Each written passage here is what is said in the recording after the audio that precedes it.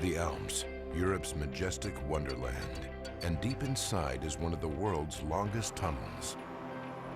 Every day it carries thousands of motorists in safety, until an ordinary truck explodes into flames. The tunnel turns into a terrifying death trap in just 14 minutes. Now with cutting-edge computer technology, we reveal exactly what went wrong. Disasters don't just happen.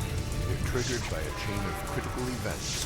Unravel the fateful decisions in those final seconds from disaster.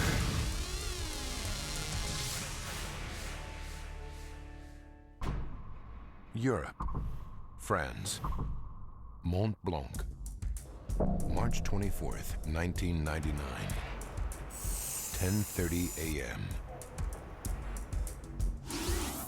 The world's deepest tunnel, cut through solid rock, lies 1.5 miles beneath Mont Blanc, Europe's highest mountain. It is a vital link between France and Italy, and truck drivers like it because it shortens their journey from 7 hours to a mere 15 minutes. It also saves a climb through winding mountain roads.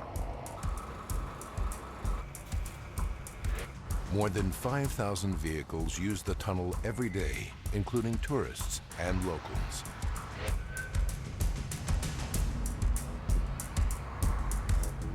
It's a fine spring morning as British trucker John Whitby heads for the toll on the Italian side. As you come up through the mountains towards the tunnel entrance, it's very picturesque, and then there's this little black hole in the side of the mountain. Prior to this particular day, I'd always been quite happy to go through the tunnels. Some use the tunnel for pleasure. Extreme skier Nicholas Borghi is heading from his home in Italy to the ski slopes of France. That day, the snow conditions were perfect. It is my passion to ski off-piste. We packed our ski boots and all our other gear in the car and drove towards the tunnel. When we got there, we paid our tolls and entered the tunnel as we'd done 1,000 times before.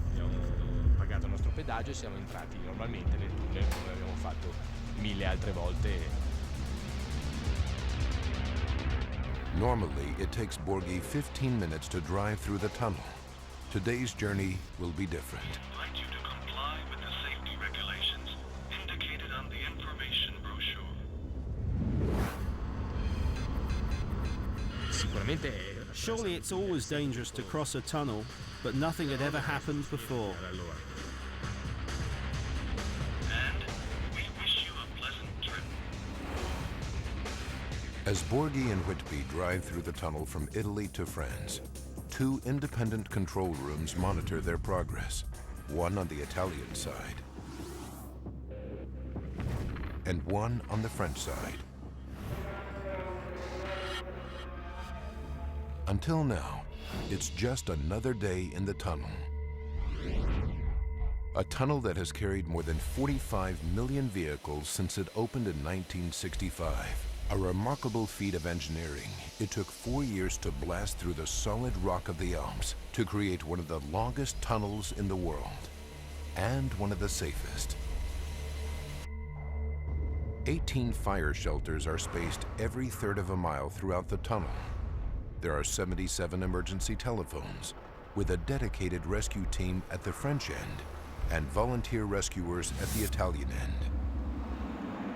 Until March 24th, 1999, it's free of major incidents, as the teams have extinguished all previous truck fires without major casualties. But this is about to change.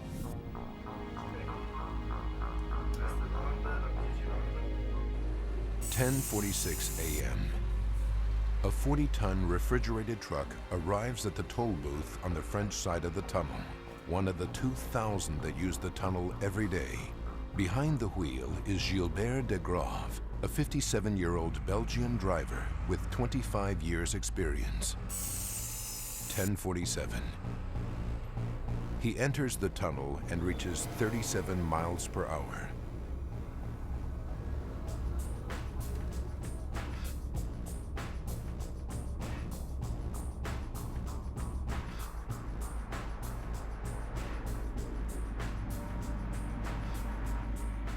His refrigerated rig is carrying an everyday load, 9 tons of margarine and 12 tons of flour destined for a food factory in Milan.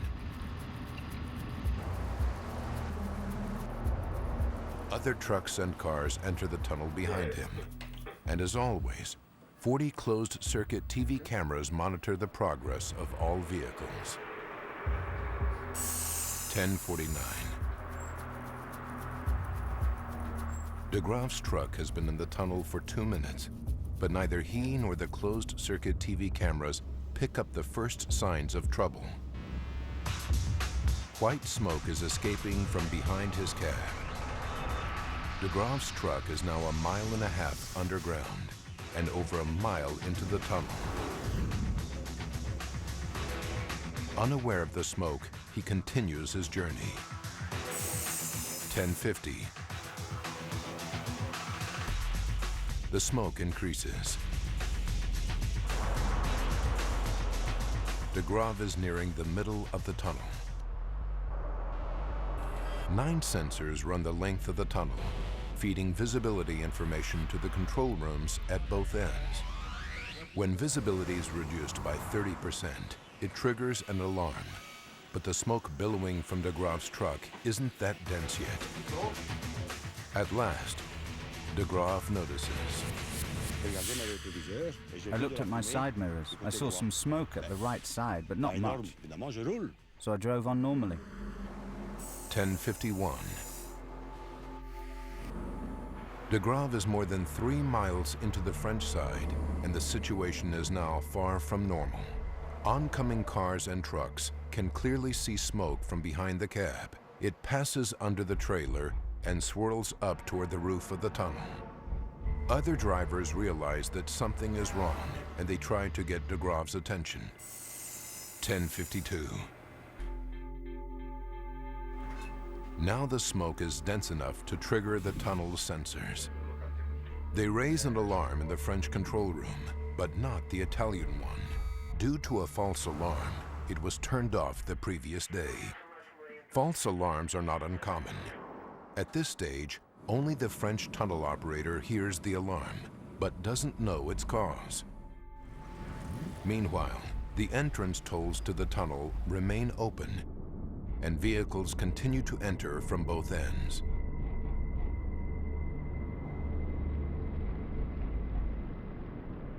Finally, Gilbert de Graaf can no longer ignore the smoke.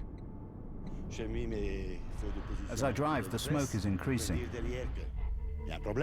I put on my hazard lights to warn the people behind and avoid an accident.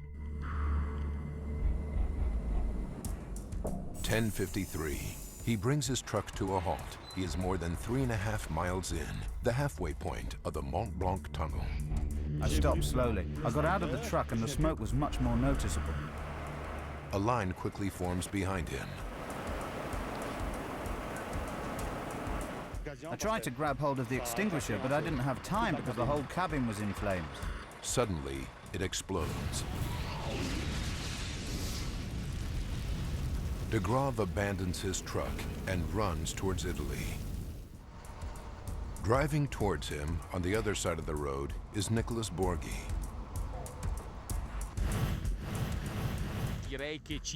I was halfway through the tunnel when I saw a glow far away.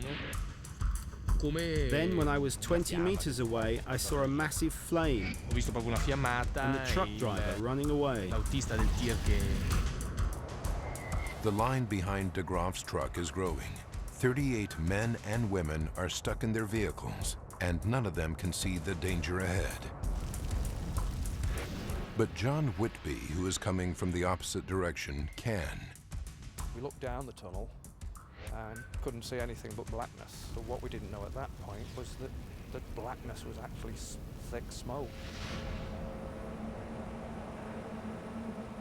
And that thick smoke is rapidly enveloping the vehicles stuck behind De Graaf's truck. Within seconds, the road tunnel could turn into a raging inferno. Seconds from disaster will continue in a moment. We now return to Seconds from Disaster.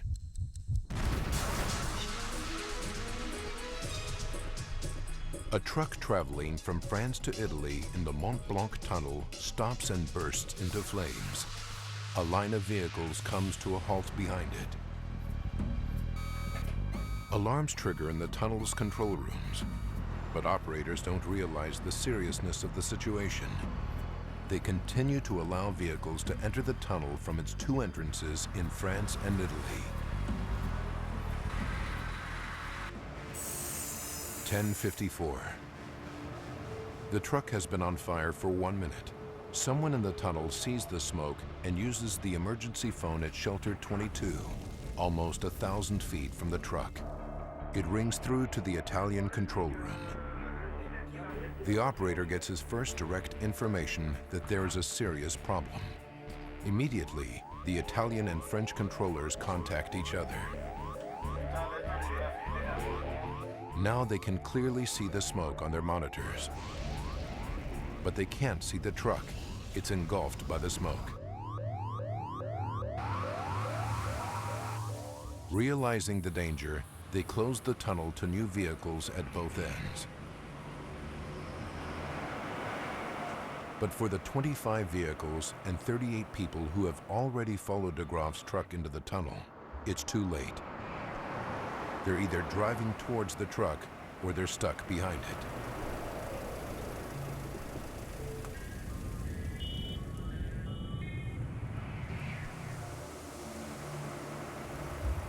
(10:56). By now, thick black smoke is moving over the first of the trapped vehicles behind the truck towards France. But ahead of the flaming truck towards Italy, the smoke is spreading more slowly. One of the drivers coming from that direction is Nicholas Borghi. I myself and the cars behind me were able to reverse till we reached a lay-by where we could do a U-turn and head towards the exit.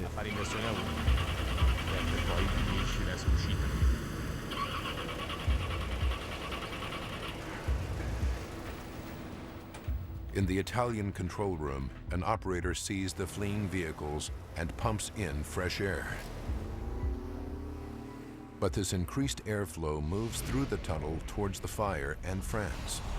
When air hits fire, it creates a problem.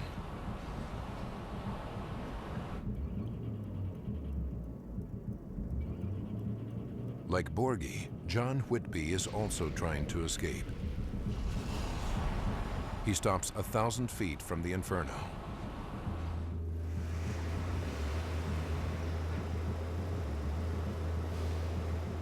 But the tunnel is too narrow for his truck to turn.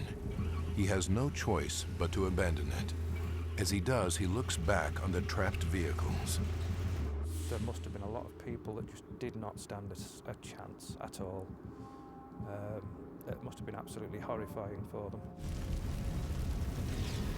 As Whitby makes his escape, the fire is burning fiercely, producing more and more thick black smoke. 10:57. The fire has been raging for just 4 minutes, yet the killer smoke has already traveled 1/3 of a mile towards France. The alarm reaches the tunnel's rescue team stationed at the French entrance, and a 4-man team prepares to go in. 10:58. The wall of smoke from the epicenter of the fire obscures the view of the closed-circuit TV cameras. And as the French rescue teams enter the tunnel, they don't know that 38 people are stuck in their vehicles behind the truck.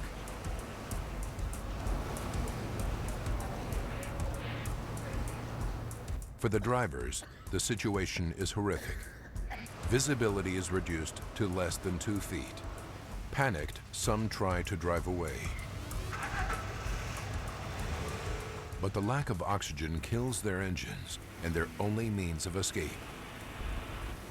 In desperation, some try to reach shelters, specially designed fireproof rooms located every 1/3 of a mile, but their quest is futile. It's a living nightmare.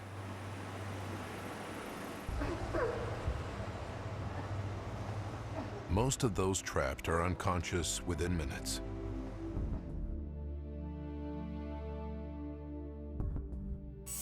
It's now 11 o'clock.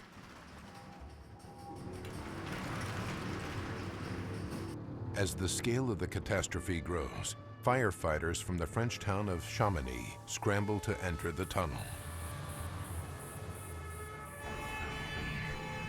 But they only travel 2.5 miles before their vehicle is swallowed by smoke.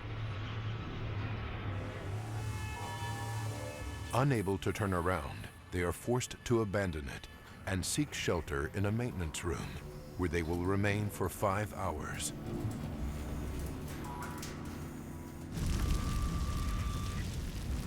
No emergency services manage to reach the center of the blaze.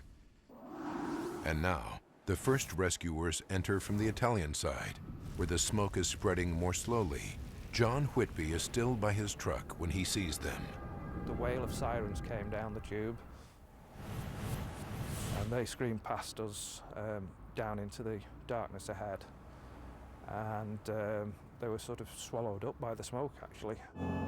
The Italian volunteer rescuers get within 1,000 feet, and one patrolman gets within 30 feet of the truck. But then, a new danger forces them all to turn back. There were 6 explosions in rapid succession, which were just bang, bang, bang, bang, bang, very quick, and they were very powerful explosions.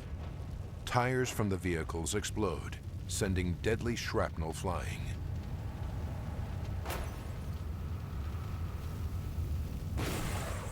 The tunnel walls shook with the force of the explosion.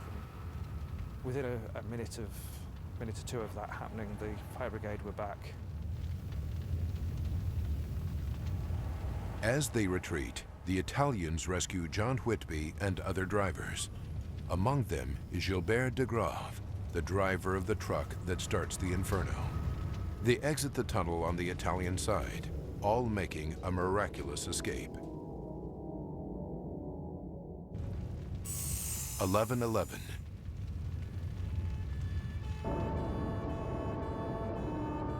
Italian firefighters enter the tunnel to tackle the blaze.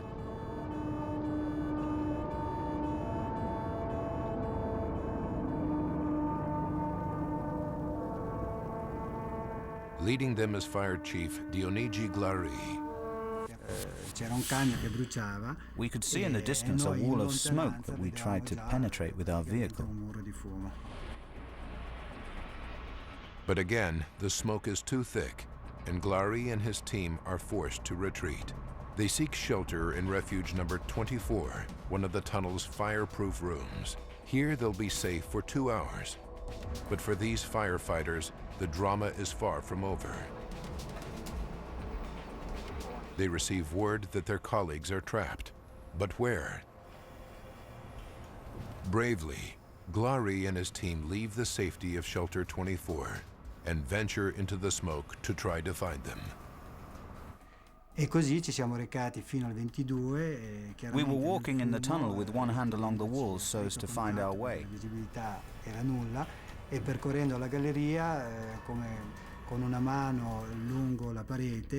Reaching the next refuge, we entered, looked around and found there was no one there. The conditions worsen, and after 10 minutes, the firefighters are forced back to Shelter 24. To their disbelief, the smoke-proof room now offers them little protection.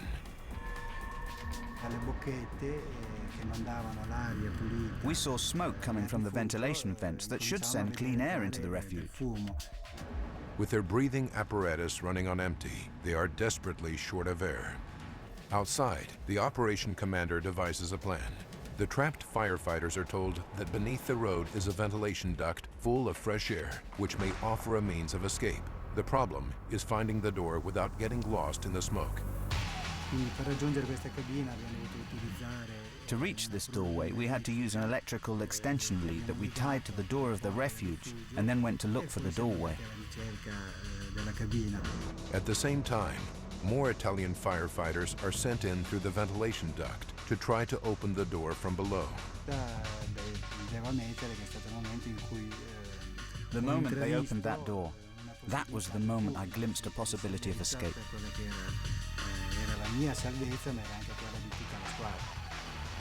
The rescuers become the rescued. After 3 hours, Glary and his team are able to escape through the ventilation duct. But what they don't know is that 38 people are still trapped inside the tunnel, with temperatures exceeding 1,000 degrees.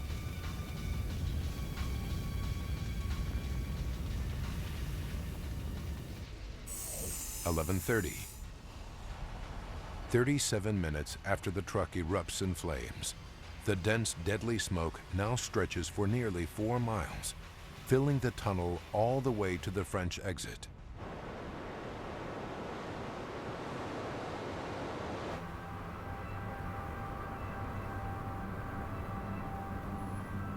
Firefighters abandon all efforts to attack the flames. No one in the tunnel has a chance of survival. The fire is so ferocious, it burns for 53 hours. Only then can firefighters pick their way through the charred debris. They are horrified to discover the remains of the 38 trapped people. These pictures reveal the true extent of the tragedy. Those who survive, like Nicholas Borghi, are astonished at the fire's ferocity. More shocking is that the heat had melted the steel in the lorries. You could only see the basis of the lorries, the skeleton. What could have happened to those poor people left in there? The disaster takes everyone by surprise. How could such a catastrophe occur? How could an ordinary truck carrying an ordinary load of margarine and flour cause one of the worst tunnel disasters on record? From the moment the truck enters the tunnel, it takes just 14 minutes for 38 people to perish. Now, we rewind the events of that fateful day and go deep into the investigation to reveal what really happened. Advanced computer simulation will take us where no camera can, into the heart of the disaster zone. A team of experts is assembled to investigate the fire. Using their data, we can piece together the deadly chain of events to find out what caused this terrible tragedy. The first mystery facing the experts is what starts the fire in the truck. They trace the truck's journey on its approach to the tunnel. This is where problems could first occur. Trucks frequently overheat on the long climb up to the tunnel entrance. Investigators examine the remains of the truck. Is there a fault with the FH12 engine? After intensive tests, they find no conclusive evidence of overheating. Then, a breakthrough. Investigators find particles inside the engine that could only get there if the air filter had burned before the main fire. But how could the air filter have burned first? One theory is that a casually discarded cigarette from a passing vehicle enters the truck's air filter on top of the cabin. The cigarette travels down the filter, which catches fire. Particles then enter the engine, causing that to catch fire. Then the blaze starts. It's a strong possibility. Investigators then carry out an experiment on a similar truck in similar conditions. Although not conclusive, it proves that a cigarette butt entering the air filter could cause a fire. But that in itself is not enough to cause a tragedy on the scale of the Mont Blanc Tunnel fire. How did this small fire turn into a raging inferno? Stay tuned. More Seconds from Disaster in a moment. And now, back to Seconds from Disaster. Deep in the Mont Blanc Tunnel, a minor fire suddenly spirals out of control. In 14 minutes, 38 people perish. Using advanced computer graphics based on official reports, we go deep into the investigation to unravel the deadly chain of events. Investigators believe it starts with a small fire smoldering in the engine beneath the cab. 14 minutes from disaster, de Grave enters the tunnel. But the fire only erupts after he stops and abandons his vehicle. Could the movement of air prevent the fire from taking hold? Experts know that truck fires can develop more quickly when vehicles slow down or stop because the supply of oxygen increases, which feeds the fire. Ed Gallia is a fire expert. There was a recent example where a bus had caught fire in an alpine tunnel, and the bus driver continued driving, managed to get the vehicle through the tunnel to the other side, managed to evacuate the vehicle, and then the bus erupted into flames. Maybe if de Grave had continued driving, he could have made it to the end of the tunnel before the fire flared up. But he didn't. 7 minutes from disaster, he stops halfway through the tunnel.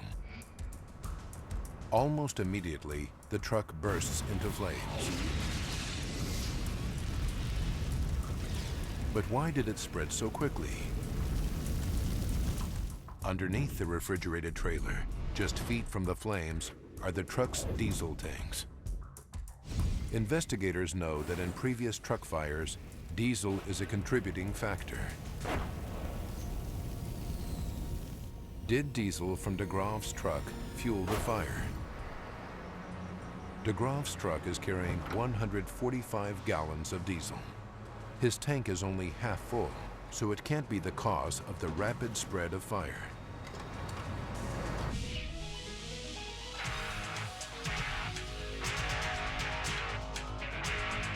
Investigators turned their attention to the contents of the refrigerated trailer.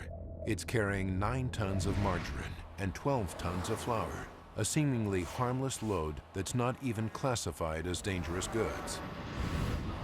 With little else to go on, they began to experiment with the cargo.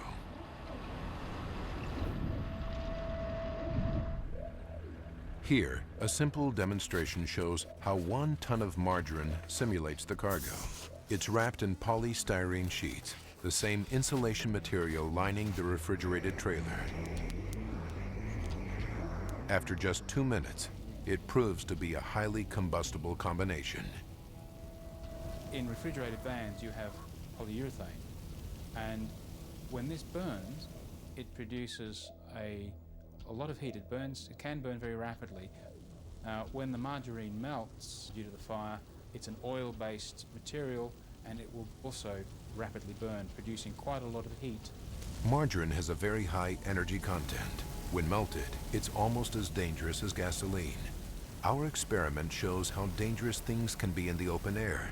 But experts know that in the confines of tunnels, fires burn much more intensely because there are limited outlets for the heat to escape. To find out more, this research facility is conducting large-scale fire tests in an unused tunnel in Norway. Simulated trailers with various loads are set on fire to gauge the heat generated by trucks carrying typical loads like packing crates and furniture. The result is the world's highest heat release rating ever recorded in a tunnel fire test. But is margarine even more flammable? The Mont Blanc team calculates that the burning load of margarine may have rated even higher.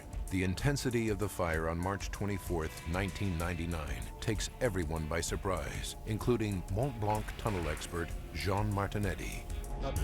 The fire reached between 1,000 and 1,200 degrees. Nothing could withstand it. Everything melted, the ground, the concrete, the structure. It was completely unthinkable, a real crematorium.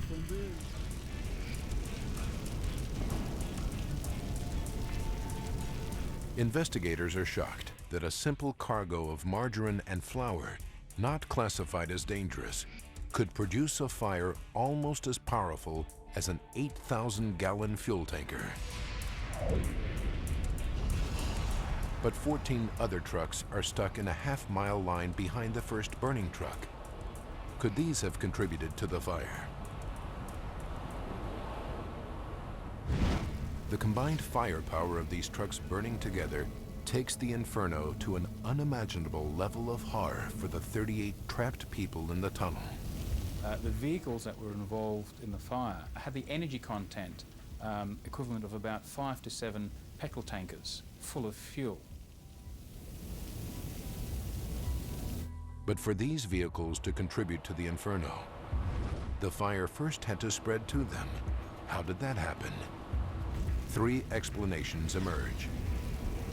First, the burning truck radiates heat and generates hot gases. In the confines of a tunnel, vehicles a great distance from the fire can ignite.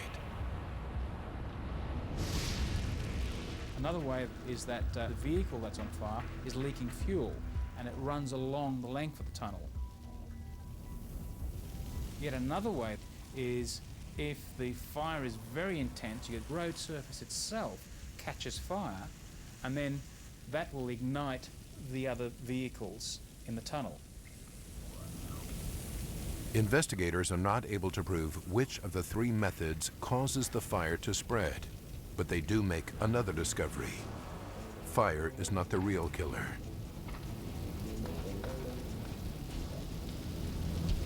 We found out later that people died in the cars before they could even open the doors and get out.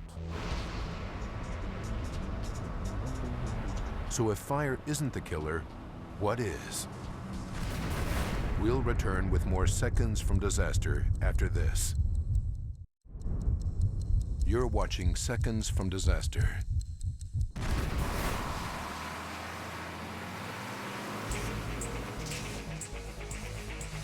A smoldering truck enters the Mont Blanc Tunnel. The driver stops, and suddenly his truck explodes into flames.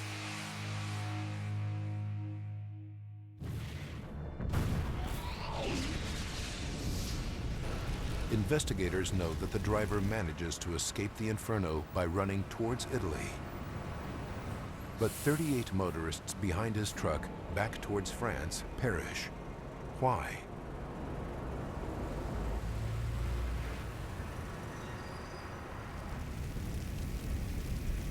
Investigators focus on the smoke given off by the fire. Without realizing it, John Whitby is a witness to this deadly wall of smoke. All we could see ahead was blackness about 200 metres from where we were stopped. It was just completely dark. We presumed that it was just lack of lighting, but it actually turned out to be the smoke from the fire. 7 minutes from disaster. Data gathered from sensors in the tunnel revealed that in these minutes, smoke travels half a mile over the 25 gridlocked vehicles.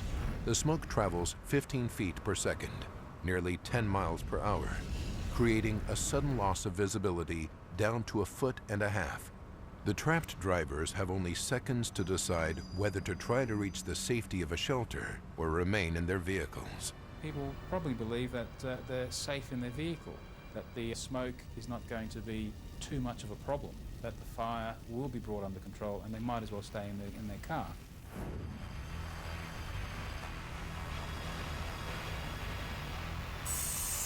Four minutes left. In the middle of the smoke, 4 cars do attempt to turn around. The tunnel is wide enough, so why don't they make it? Experts know that car engines need oxygen to work. The fire is consuming the oxygen and replacing it with carbon monoxide. Starved of oxygen, the vehicle's engines sputter and die. There's no way out. The fate for those who abandon their vehicles is equally bleak. They are overcome by smoke and other toxic gases before they reach the safe areas.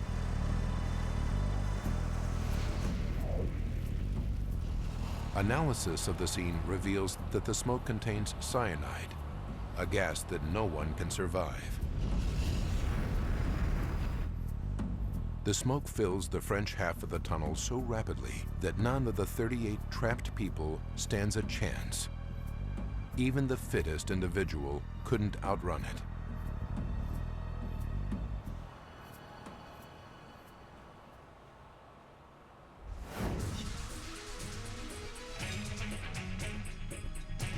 "14 minutes after the truck enters the tunnel, everyone behind the truck has perished.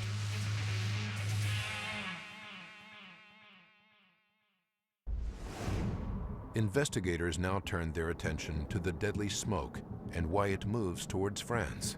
Normally, air in the tunnel flows the other way, towards Italy.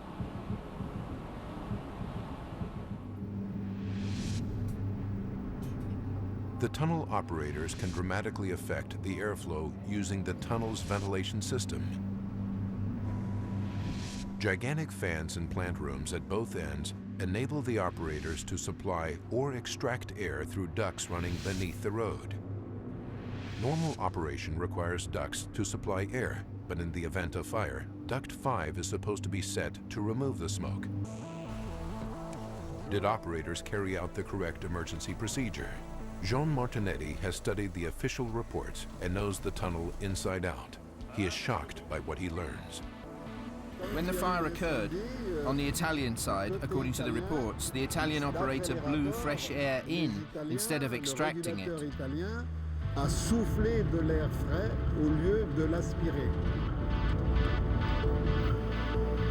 The Italian tunnel operator sees motorists attempting to turn around. To aid their escape, he adjusts the ventilation settings and pumps in fresh air. The disruption of normal airflow plays a major role in the disaster, although the air blown in from Italy undoubtedly saved some lives, including John Whitby's.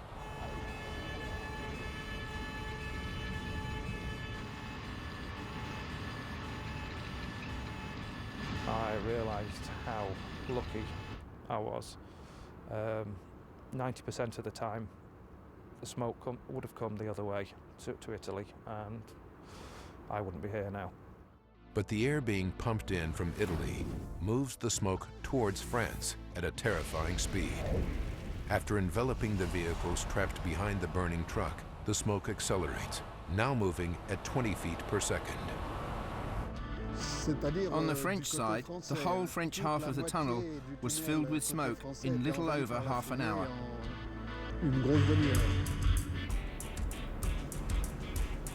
Approaching the fire from either end of the tunnel is impossible, and all rescue attempts are called off.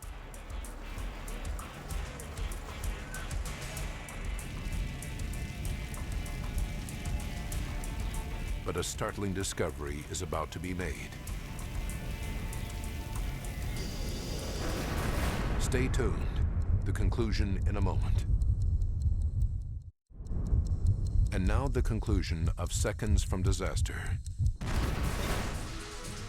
A fire in the Mont Blanc Tunnel between France and Italy becomes one of the worst tunnel fires on record. A critical chain of events causes the disaster. And now, investigators discover the final link. Throughout the entire rescue, none of the emergency teams or tunnel operators is aware of the 38 trapped motorists. The closed-circuit TV cameras are so quickly blocked by the smoke that it's impossible for the tunnel operators to see them. Emergency telephones only work intermittently, and sensors that detect smoke aren't adequate. In fact, one is even turned off the day before the fire. Worse still, there is no communication between the French and Italian rescuers. Even firefighters become trapped. It is a totally uncoordinated effort. Tackling a fire of this severity seems to take everyone by surprise. A lack of fire drills might explain why it's more than 3 hours after the fire begins that the last of the trapped Italian firefighters are brought out through the underground ventilation ducts. They were absolutely black. You couldn't see the colour of the helmets or the uniforms. You couldn't see the colour of the fire engines.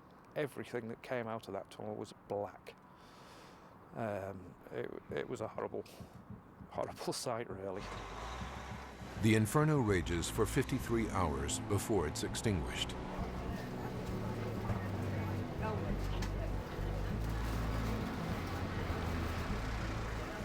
I really hope that something is done to improve the safety of these tunnels. The disaster triggered an overhaul of safety procedures in the Mont Blanc Tunnel. Today, maximum speed limits and minimum distances between vehicles are strictly enforced. 17 previous fires in the tunnel were caused by trucks, but now, sophisticated thermal sensors at each entrance scan all trucks to detect dangerous heat emissions before they enter the tunnel.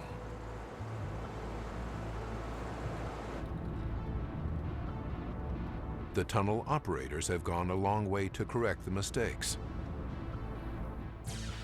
They stage regular fire and evacuation drills.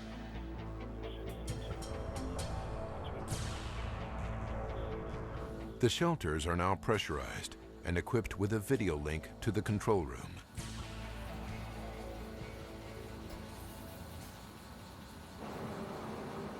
Staircases now connect them directly to evacuation tunnels below the road.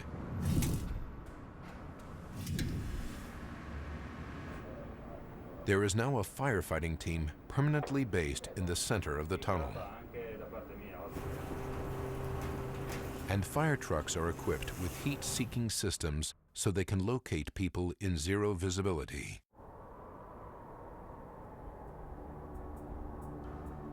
March 24, 1999 provided clues that may save lives in the future, but it's small consolation for relatives of the people who died in the tunnel, including one firefighter who died from his injuries later.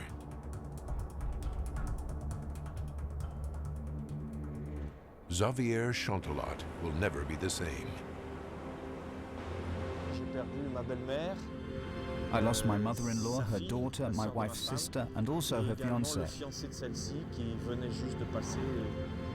They'd all been staying with us on holiday. For relatives of the victims, like Xavier, there are still many unanswered questions regarding the final moments of loved ones lost inside the tunnel. We still do not know for sure how they died. I'm sure I don't need to describe the horrific images I have in my head. People running about on fire or collapsing, trying to get out. You think of everything.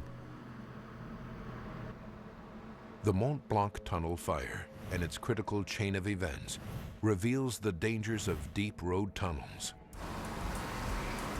On that day, a large white truck enters the tunnel.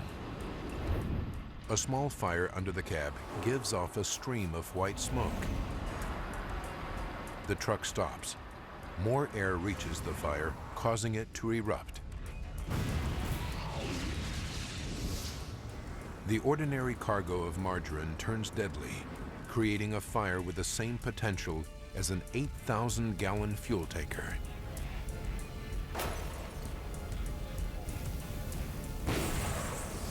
Unusual weather conditions and incorrect use of the tunnel's ventilation system creates a wall of smoke that quickly envelops 38 trapped motorists. They have no chance of survival. But was this critical chain of events unique?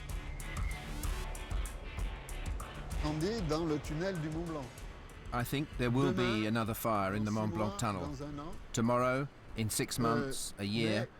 But the emergency services are better adapted today than they were at the time of the disaster. But there will be another fire. Is another Mont Blanc disaster possible somewhere in the world? Yes, it is. And it's perhaps only a matter of time.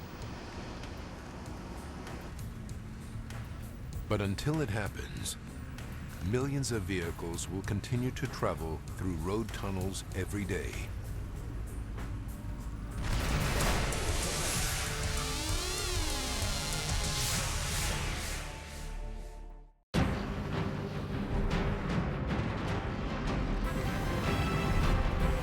This is the National Geographic Channel.